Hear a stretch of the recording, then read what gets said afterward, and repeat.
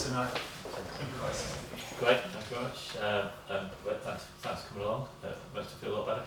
People in the room. I was a bit nervous about that. I'm sort of going to talk about sound design techniques. It sounds a bit preposterous, really, but we'll have a go. If you want to flick on to the next slide there, Carl. So I want to give a little bit of a preamble, really, because like many of you sitting in the room, you just sort of said, you know, you've not picked up an instrument for a while, you're kind of a bit nervous about coming in, what's going to happen. It's only really 2 years ago that I came into this group for the first time, and I was a bit surprised at that when I thought about it the other day, just how quickly that 2 years has gone by and what's happened in that sort of time scale, different things that have taken place. And I was very much feeling a little bit like, you know, the alien in the room, and very much seeing myself as an artist, not as a musician, which is kind of where I come from. So my background history is working in the arts, primarily the visual arts, a lot of digital media around that, but not as a musician. So there's always been sound, there's always been stuff connected with music that I've been really interested in doing, and I've always played instruments, but I'd never really kind of put a hat on my head that said I'm a musician. So it was kind of quite interesting to come into this group and kind of really to see where I would fit. And what was quite good about that is that everyone's been, you know, totally accepting and encouraging, and, you know, big thank you to everyone that's been a part of that process. And I just kind of turned up with this iPad, and I didn't really know what I was going to do with it. I hadn't got a clue what I was going to do with it at all. I knew I had a little bit of software on it, but I didn't really know how that was going to fit in to the broader mix of things. Sometimes it didn't, you know. Sometimes you just got to sit back and kind of say, right, there's some interesting things going on. I don't need to contribute to this. I can just sit back and do, if I feel like it's going to work, I can start to join in as well. The reason why I've stayed with the iPad is there are a lot of interesting apps that you can get to load onto it, ridiculously cheap, quite often free. If you think of, you know, what it costs to buy a virtual synthesizer to go on into Ableton, you know, you could buy about 40 apps for the same sort of price. You know, quite often they're only, you know, like £4 or £5. Sometimes the slightly better ones are 15, but they really are not very much money. So it's been quite an interesting opportunity to try out lots of different ideas. And the other thing I really like about it is that there's surprising amount of creative expression. If you're used to playing other instruments, string instruments and things like that, you think about the expressibility that you've got with the way that you play. It's surprising how much of that translates into a screen interface where you've got a lot of movement, a lot of finger pressure and different kind of ways to express yourself, and I've really enjoyed seeing how that works. Prior to that, I'd only really been using Ableton Live for, if you like, taking content and putting it into a produced sort of space and kind of thinking about how that sound works. But in the last 2 performances that I've been involved with, I've introduced Ableton Live as part of the toolkit for that performance. And that's really kind of given a couple of things. It's given me a lot more breadth in terms of what I do, but it also allows me to link together quite a few instruments at once.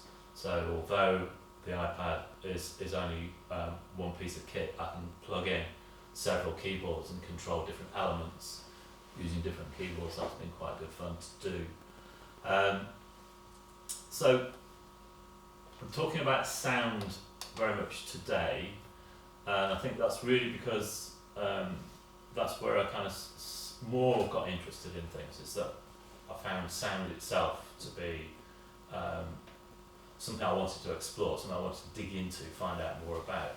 And I wanted to use sound itself as more of a way to tell a story, trying to create texture, trying to create movement within things, rather than just, if you like, when you're playing an instrument, you've got more of a, you're thinking more about tonal structures, you're thinking about chord progressions, you're thinking about all sorts of ways of constructing a song, I suppose. And I guess I kind of wanted to throw all that away and not really be that bothered about that sort of stuff.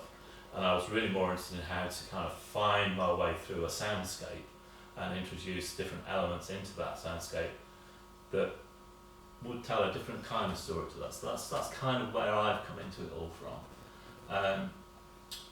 increasingly led onto this idea of using modular stuff. So I'm going to talk quite a bit about modular today as part of an approach. So just as a quick check around the room, I know obviously we've got a couple of people here that I've kind of clued up about what modular is. VCV rack is something that you can use on a desktop computer, PC or Mac or anything, a flavour of that kind, which allows you to use software elements of modular, and that's what I'll be showing you today, ideas around that. VCV rack starts out as a free piece of software, and there are hundreds of different modules that you can use with that. There are then paid versions of it, and you can pay for different modules as well. I'm using a slightly different port of that into an iPad, which is called MyRack or MIRack, depending on how you pronounce it. MyRack is basically a scaled down version of VCV Rack, hasn't had the same amount of development, hasn't got as many plugins, but essentially does the same thing.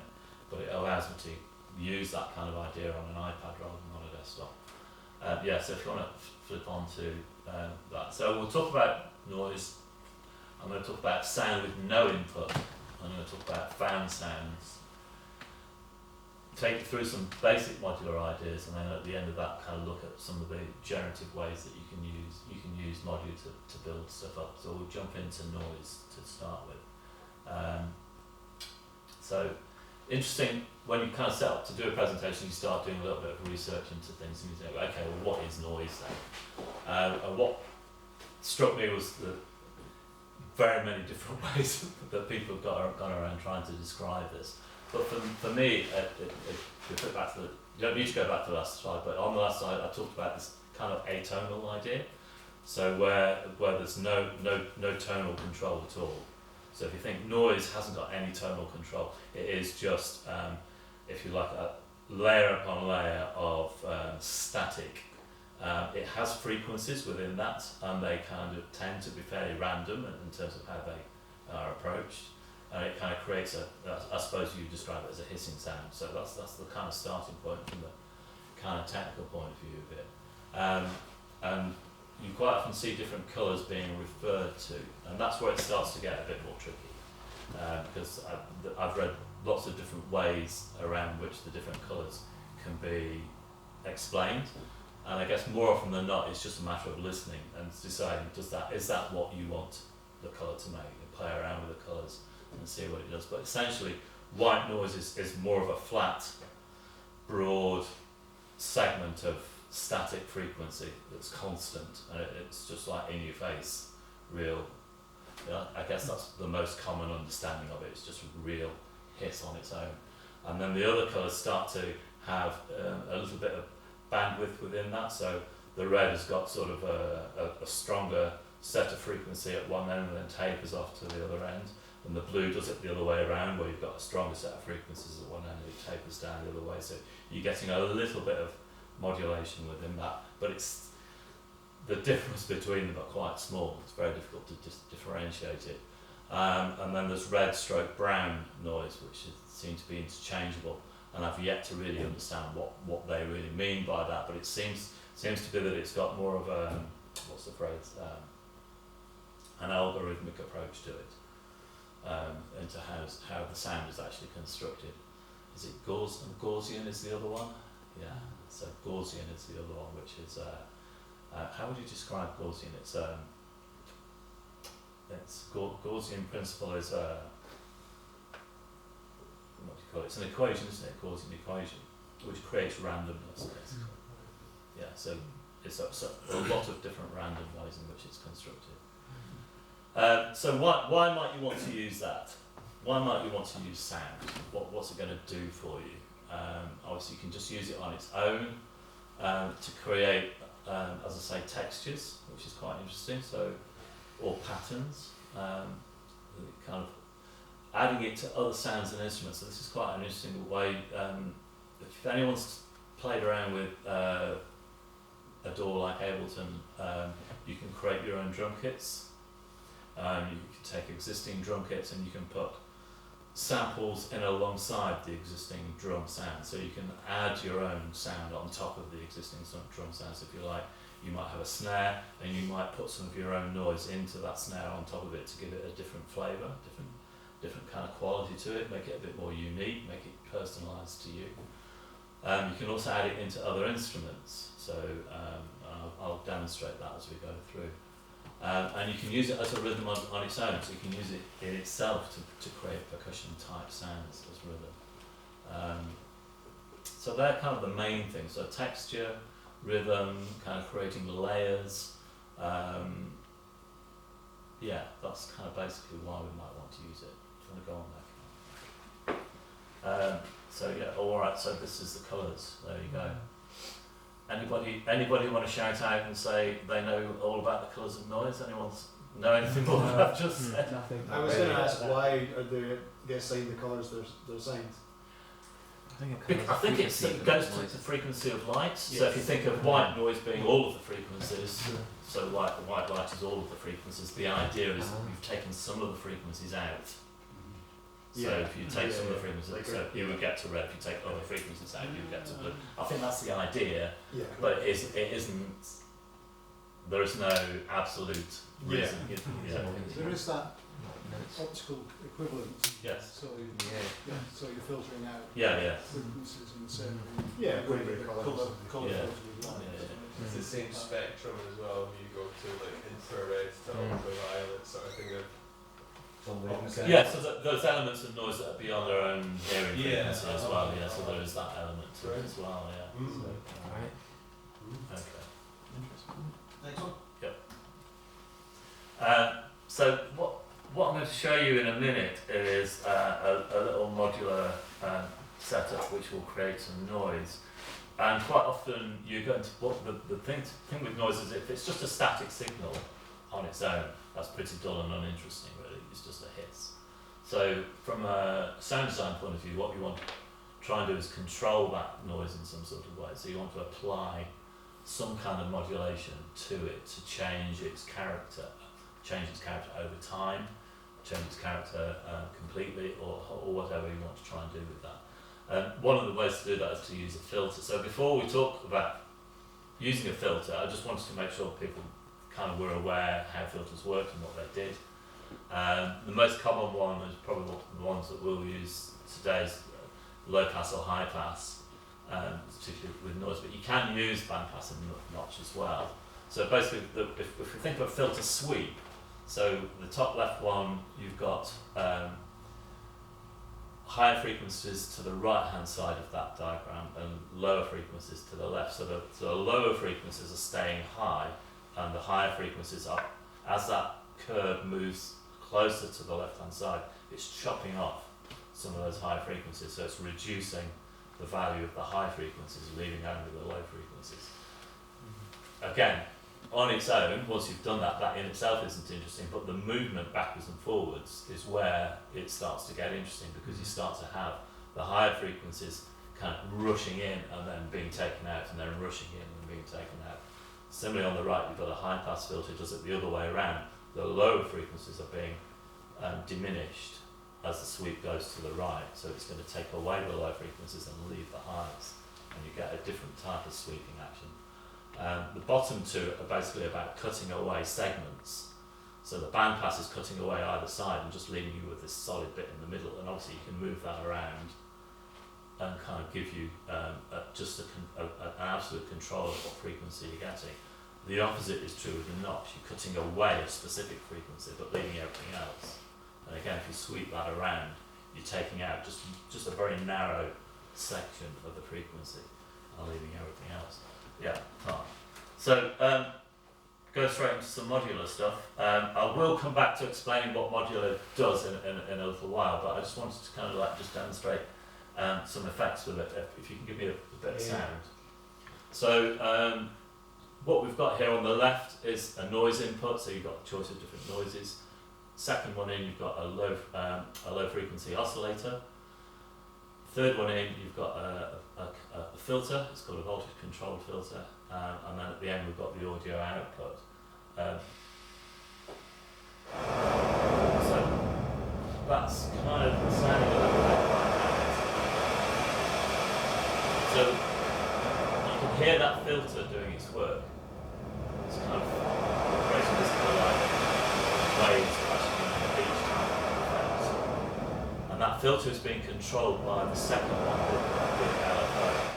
I'll just come back out of there. So the LFO itself, if you look to the bottom right hand side of that, you can see a little squiggly bit. It's a sine wave. So that sine wave is being fed into the filter, and that sine wave is what is controlling the position of the filter effectively. So obviously we can change that around. So you could plug that into your saw wave there. Say again? You could plug that. You could go for the saw wave. You can go for the pulse. You could use any of those you like. Yeah. So I'll make that as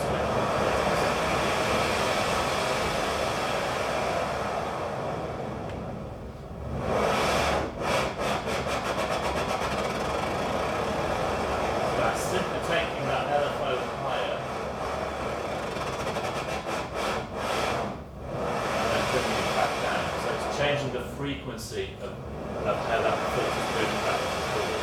So if I go high, you get this really attacking pattern.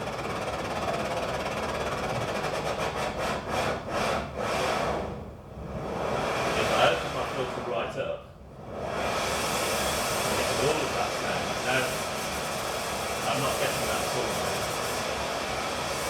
If I've opened the filter right up, even though I'm sending a signal through the narrows, it's not enough of a variation to give them much sound. So I need to take the filter back down again. So blue noise, it's kind of quieter.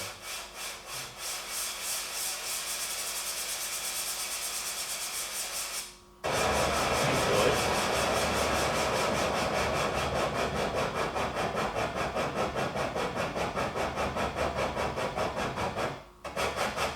Very similar to white there, isn't it? Not a lot of difference really.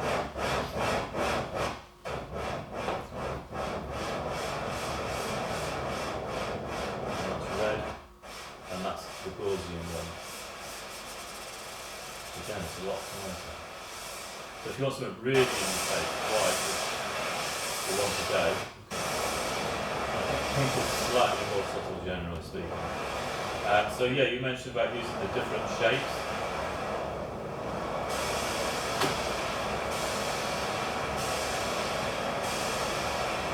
So this isn't using the nice smooth sine wave, this is using more of an angular triangle wave. So you can think of a hit, so it plays up. It's the top one actually, yeah, so you can hit and then it slides up. Hit and then it slides up.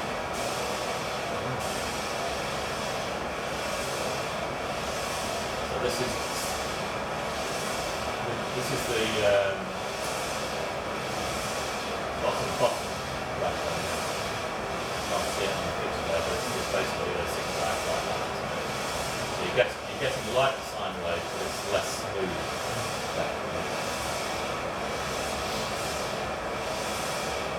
You want to move on to the next slide? Let's see what we're about.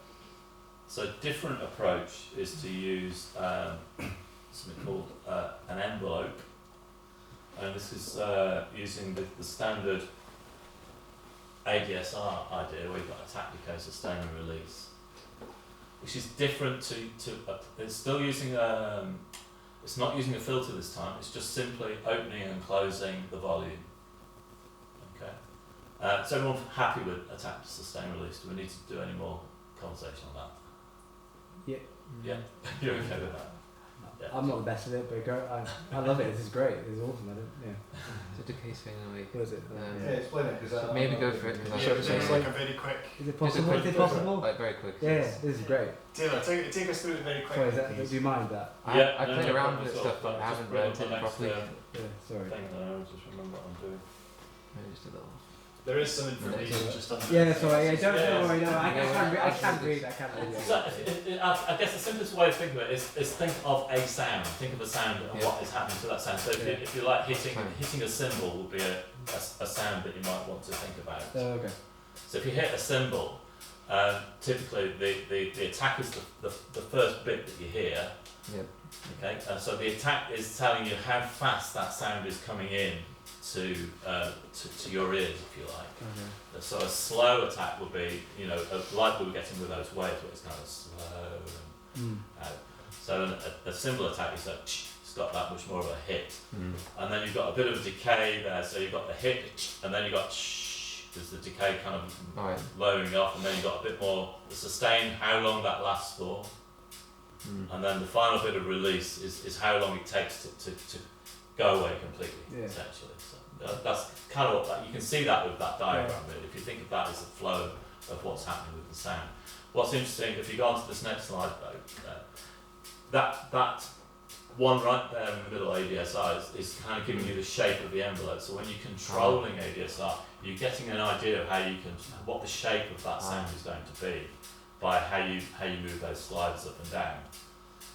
Okay, so it's sometimes helpful if you can actually see that in real time, but just the visual clue on that should be sufficient. Okay. So on this particular instance, just go back there, and I can't. So on this particular one, if we can explore that.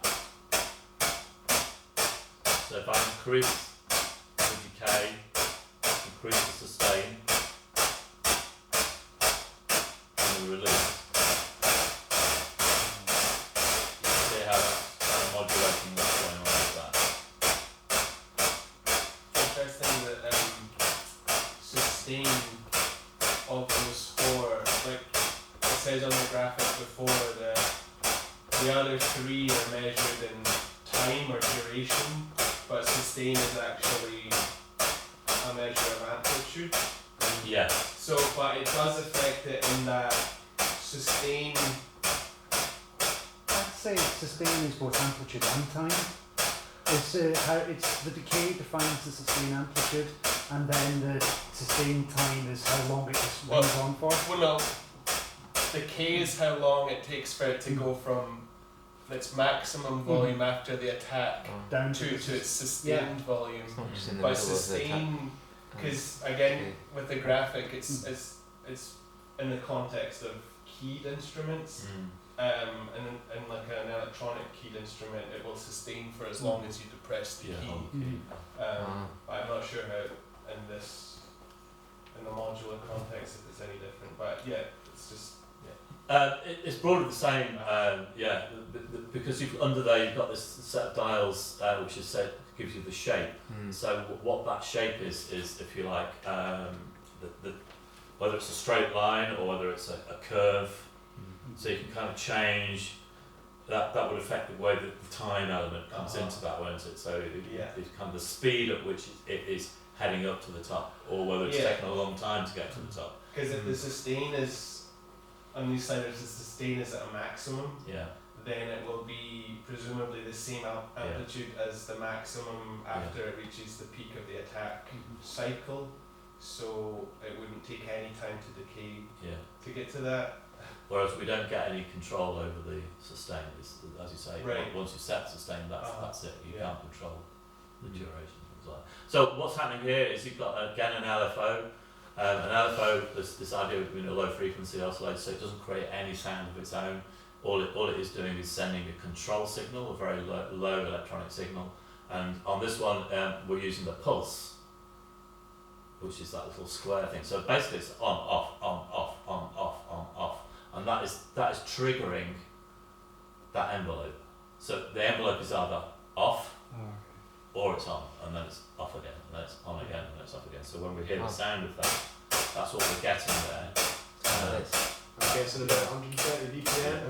Obviously changing the LFO, its current set at 0 on here. If you increase the LFO, you're going to get that pattern, slow it down.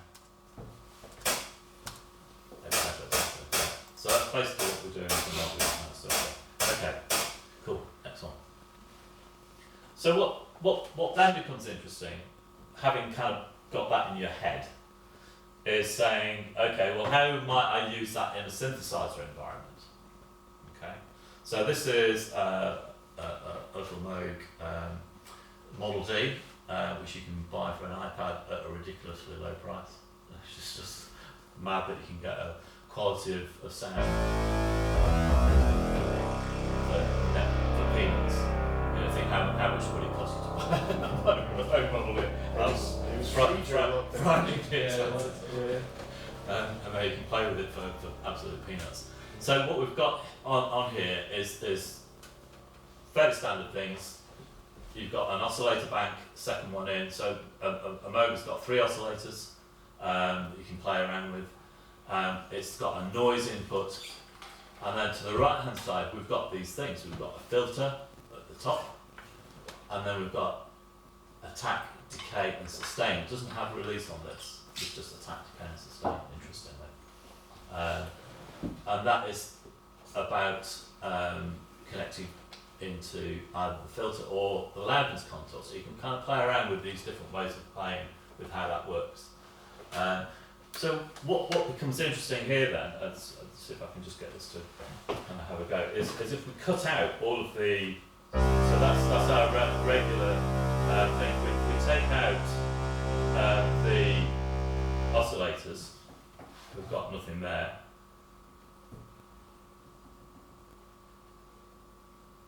And we bring in noise.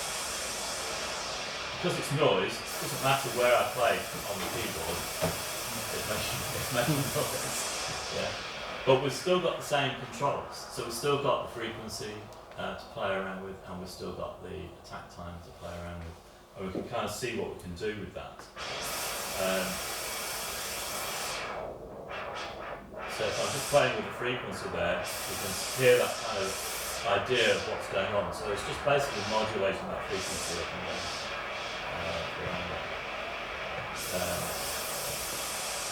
Similarly, we've got the attack, decay and sustain.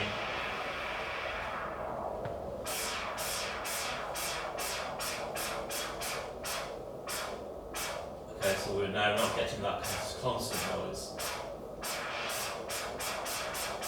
We're getting different qualities to it. And what I find quite fun is once you start to do that, is if we say, okay, what happens if we then just creep back up the sound of the oscillators a little bit as well, and see how that affects that sound. Yeah, come on.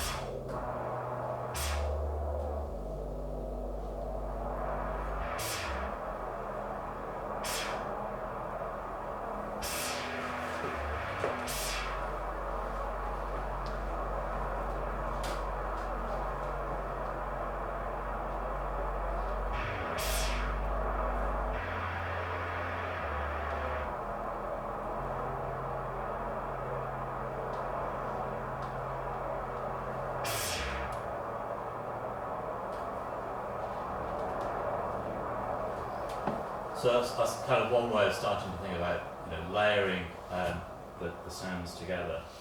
Sean? Next slide. Yeah, just go on to the next slide there, yeah.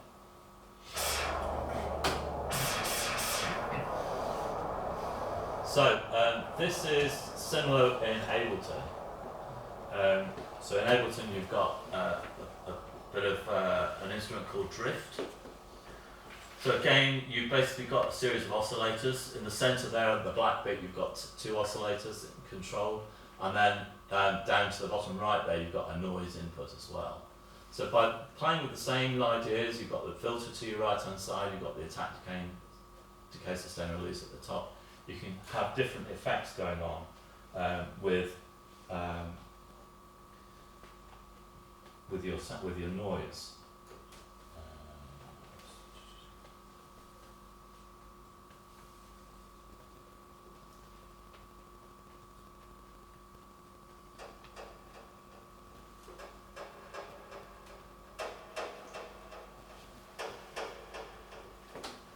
So this is just just a very simple bit of noise going through with some reverb on it. This is noise creating a pattern, but we've added in one of those oscillators just to give it a little bit of extra tone quality to it.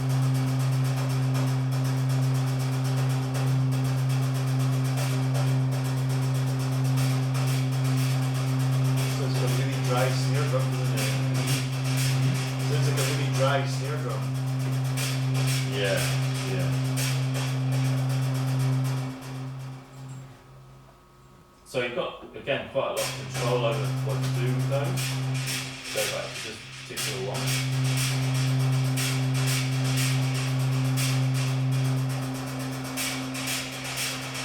Just take some of the oscillators down.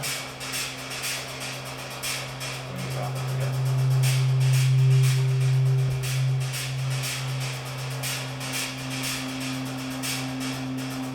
Think about the filter.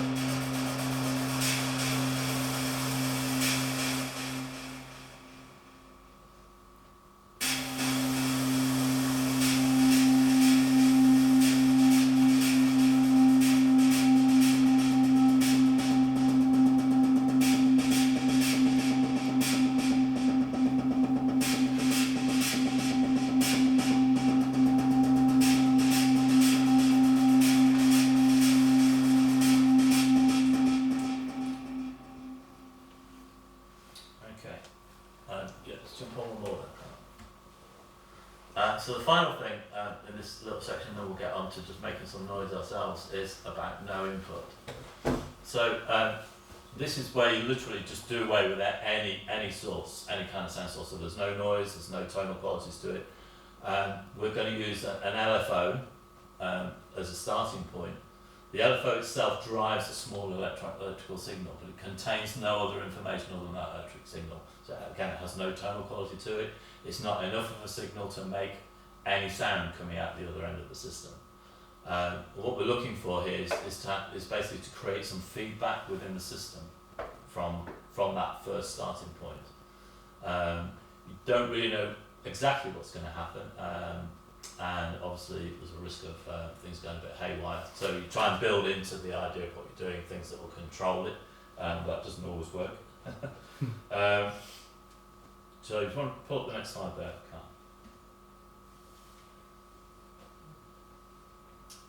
Yeah, so this is what we call a no input patch.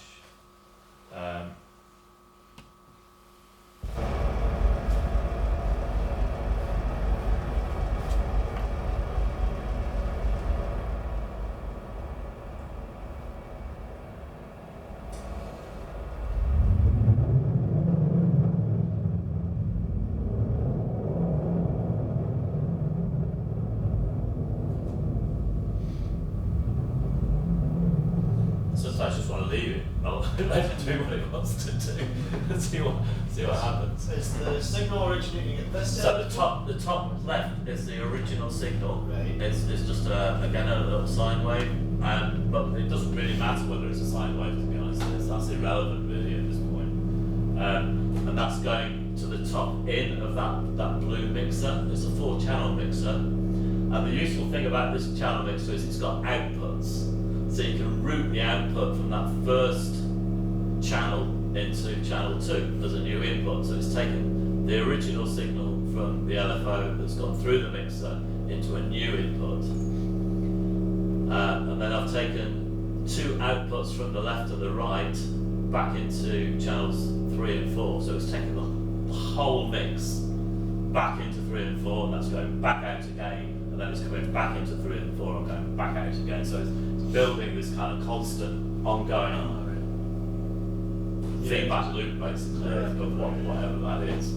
And then obviously you can kind of play around with a delay and give it a bit of reverb. The bottom group, all they're doing is adding some extra controls to what's happening with the rest of the system. So it's kind of playing with some. So the filter is coming out of the delay and then going back into the reverb at the top. Just simply playing around with just a couple of the controls can kind of set off all sorts of meanders of its own.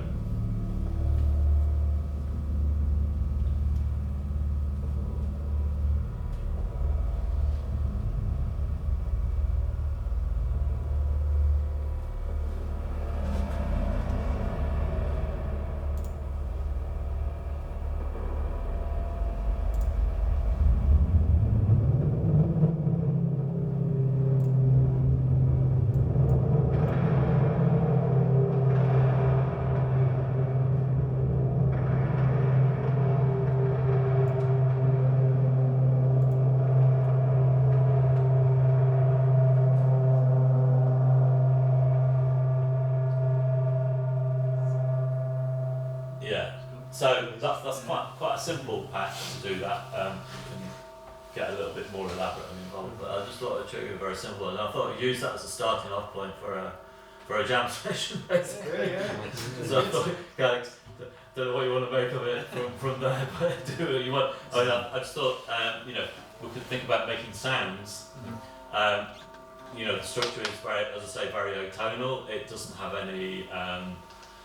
There isn't necessarily a set pattern or rhythm. There's no key structure to kind of be paying attention to. So it's up to you really. If you want to introduce a key structure into this, that's entirely up to you. If you want to try and use your instrument to stay within the idea of it being purely about an atonal noise idea, then that's entirely up to you.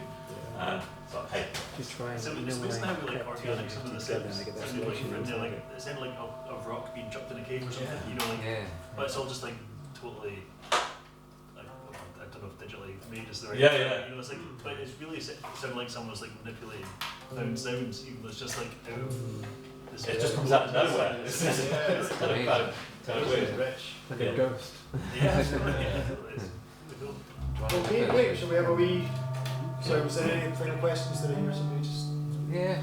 I was wondering, is it like to putting a microphone on an amp, or like when you get a webcam looking at it itself? Essentially, that's what the feedback is doing. It's taking the signal and sending it back through the system and amplifying that signal again over and over and over again.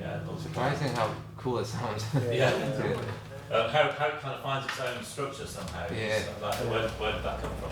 With an audio signal, it would happen pretty much whether you wanted to or not. You spend so much time trying to cancel out these noises, but it's amazing to hear what you have to do to create it out of virtually nothing, out of a voltage. Wow, cool. Oh, great.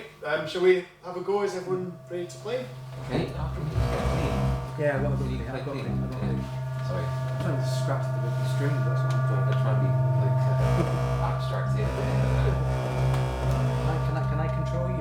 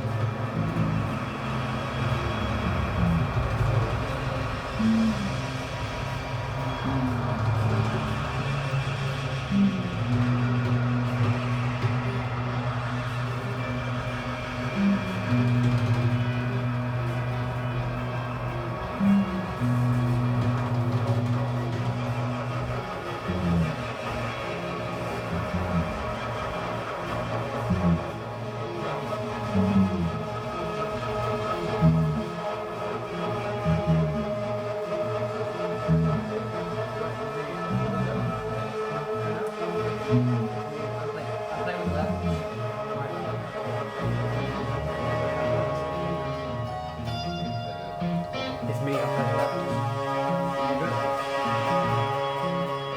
Remember, it's just all sound.